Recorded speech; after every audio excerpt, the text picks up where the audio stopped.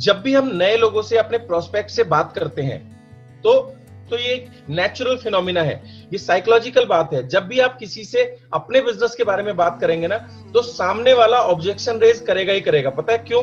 क्योंकि ये आपका आइडिया है, उस प्रोस्पेक्ट का नहीं है। अगर ये आइडिया प्रोस्पेक्ट का होता तो वो ध्यान से सुनता। अब आगे इस किताब में आप सीखेंगे कि कैसे आप अपने आइडिया को अपने प्रोस्पेक्ट का आइडिया बनाते हैं। इसके लिए हमें 4 कीज की टेक्निक यूज करनी होती है।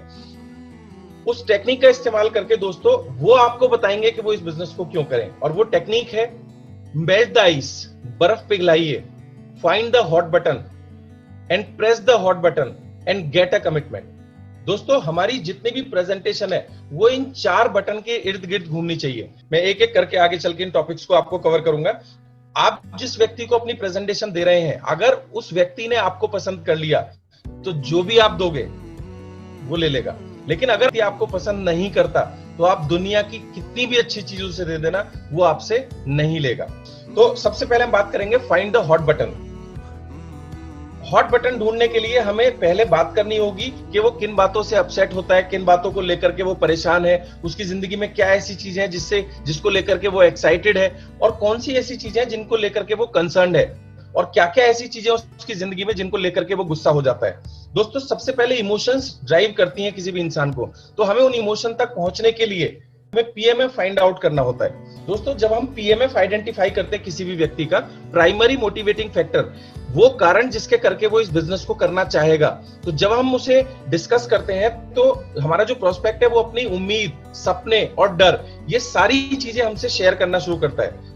जब कस्टमर या प्रोस्पेक्ट बोलता है ना कि मैं इतना बड़ा घर लेना चाहता हूं, मेरे ये सपने हैं, तब जाकर के हमारी कहानी शुरू होती है। तो हमें नहीं बोलना, हमें कस्टमर से या प्रोस्पेक्ट से ज्यादा बुलवाना है। तो हमें उसका पीएमएफ निकलवाना है, उसके शब्दों में निकलवाना है। जब वो बोलेगा ना कि मुझे बहुत बड़ा घर चाहिए, तब वो सोचेगा इस बिजनेस के बारे में। आपका जो प्लान है ना दोस्तों, वो तो सिर्फ एक रास्ता है उसके घर बनाने के लिए।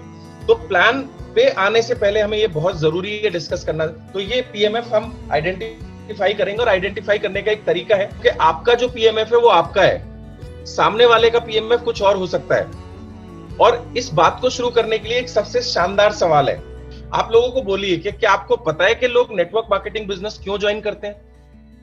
तो वो 2 ही सवाल बोलेगा, हाँ मुझे पता है। तो ध्यान से उसकी बात सुनिए, और वो इधर उधर की जो भी कहानियां सुनाएगा, या तो नेटवर्क मार्केटिंग में बहुत सफल होगा तो वो सीधी सीधी बात करेगा, और अगर सफल नहीं है तो वो इधर उधर की बातें करेगा। तो बहुत ध्यान से सुनिए, और अगर वो कहे नहीं मुझे नहीं पता, तो आप उनको बताइए, आइए मैं आपको बताता हूं कि लोग नेटवर्क मार्केटिंग क्यों करते हैं। फिर आप उनसे एक सवाल पूछिए। ये 5 सॉलिड सोने के सवाल हैं दोस्तों, इन्हें लिख लीजिए और इनका सीक्वेंस यही रहना चाहिए। आप सबसे पहला सवाल पूछेंगे जब उसने आइडेंटिफाई कर लिया कि भाई मैं नेटवर्क मार्केटिंग अगर करूंगा तो इस चीज के लिए करूंगा, तो सबसे पहला सवाल है what is your number 1 priority. आप उनसे पूछेंगे कि सबसे पहले आप इन पीएमएफ में से किसका चुनाव करेंगे। वो देखेगा, और अगर नहीं बोलता तो समझ लीजिए वो आपके लिए यूजलेस है, वो बिजनेस भी नहीं करेगा। और अगर वो देख के बोलता है कि भाई मैं एक्स्ट्रा इनकम के लिए इस बिजनेस को करना चाहता हूं, तो आपका दूसरा सवाल होगा आपने उसे क्यों चुना। दोस्तों इसे इसी सीक्वेंस में करेंगे तो ये बहुत साइकोलॉजिकल इंपैक्ट डालेगा सामने वाले व्यक्ति के ऊपर, क्योंकि डायरेक्टली आप पीएमएफ को ट्रांसफॉर्म कर रहे हो। फिर यहां से आगे वो बोलना शुरू करेगा। तो आपको इसी तरीके से पूछना है कि आपने इसे क्यों चुना। और अगर आपको चुप भी रहना पड़े ना सवाल पूछने के बाद, चुप रहिएगा, बट उसे बोलने दीजिए। फिर अगर वो बोले कि भाई मेरे पास चूंकि मेरे खर्चे पूरे नहीं होते, पैसे की कमी होती है, तो अगर मैं करूंगा, अगर तो मैं इस वजह से करूंगा, तो फिर आप उससे तीसरा सवाल पूछिए, why is that important for you. ये आपके लिए इतना जरूरी क्यों है। दोस्तों यहां से वो थोड़ा सा सीरियस हो जाएगा। 2 तरह के लोग हैं, एक नेगेटिव एक पॉजिटिव। नेगेटिव हमारे किसी काम का नहीं है, और जो पॉजिटिव है वो आपकी प्रेजेंटेशन में आपके साथ आ जाएगा। दोस्तों तीसरा सवाल जब हम पूछते हैं ना, ये आपके लिए इतना जरूरी क्यों है, तो 1 मिनट के लिए आदमी चुप हो जाता है और उसकी आवाज हल्की सी भारी हो जाती है, और वो या तो राइट हैंड साइड या लेफ्ट हैंड साइड या नीचे की तरफ देखना शुरू कर देता है, और वो अपने सोच में खो जाता है। और फिर वो आपको बताएगा कि क्या क्या दुख इस कम इनकम की वजह से वो और उनका परिवार झेल रहा है। कोई भी आदमी किसी भी काम को 2 कारण से करता है, या तो वो बहुत सारा पैसा कमाना चाहता है, या वो अपनी जिंदगी में कोई दुख और पेन होता है उसे खत्म करने के लिए कोई भी आदमी कोई कदम उठाता है। तो सीधे आप उसके दिमाग में और दिल के अंदर पहुंच रहे हो।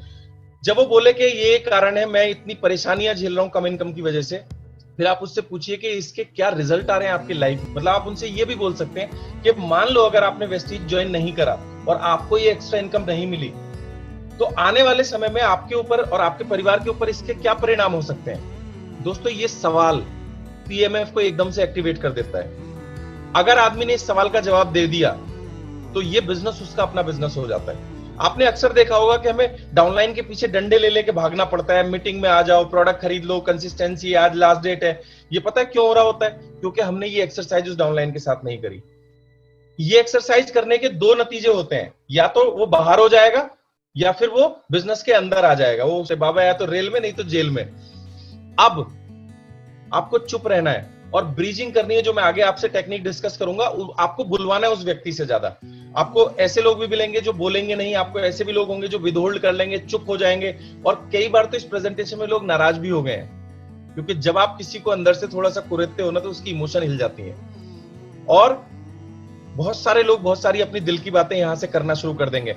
और जब वो अपने उन परिणामों के बारे में बात कर रहा होगा, लास्ट सवाल आपको पूछना है कि आप इन परेशानियों और परिणामों को लेकर के इतने चिंतित क्यों हैं। दोस्तों, 99% केसेस में जो इसमें पार्टिसिपेट कर रहे होते हैं वो 2 मिनट के लिए चुप हो जाते हैं, और कुछ लोगों की आंखों से आंसू भी निकलते हैं। और यहां के बाद, ये एक्सरसाइज करने के बाद दोस्तों, वो आपके साथ आ जाता है और वो फिर इस बिजनेस को आपका बिजनेस नहीं, अपना बिजनेस मान लेता है। और फिर उसे ये वेस्टीज बिजनेस अपनी उन सभी समस्याओं का समाधान नजर आना शुरू कर देता है। और ऐसा करके आप किसी भी व्यक्ति के ट्रू पोटेंशियल को निकालना शुरू कर देते हैं। दोस्तों, ये एक्सरसाइज प्लान से पहले करना बिल्कुल ऐसे ही है जैसे खेत को बोने से पहले हम उसे जोतें और अच्छे से खाद डालें। आप समय दीजिए।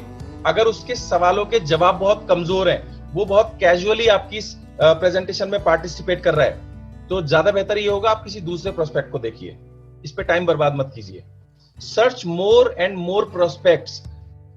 ज्यादा से ज्यादा प्रोस्पेक्ट्स के पास जाइए। सर, अभी इस दुनिया में बहुत सारे सिद्धार्थ जी बचे हुए हैं, बहुत सारे विवेक सक्सेना भी बचे हुए हैं जो ये बिजनेस में आएंगे और रिकॉर्ड बनाएंगे।